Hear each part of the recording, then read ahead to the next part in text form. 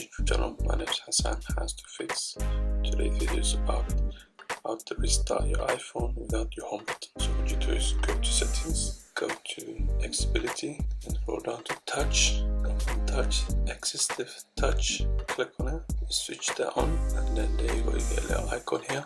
Click on icon, click on device, click for more. First I'll show you how to get out this app. Switch the apps, so click on apps, just close that one, go back, device, click for more, and then restart your iPhone.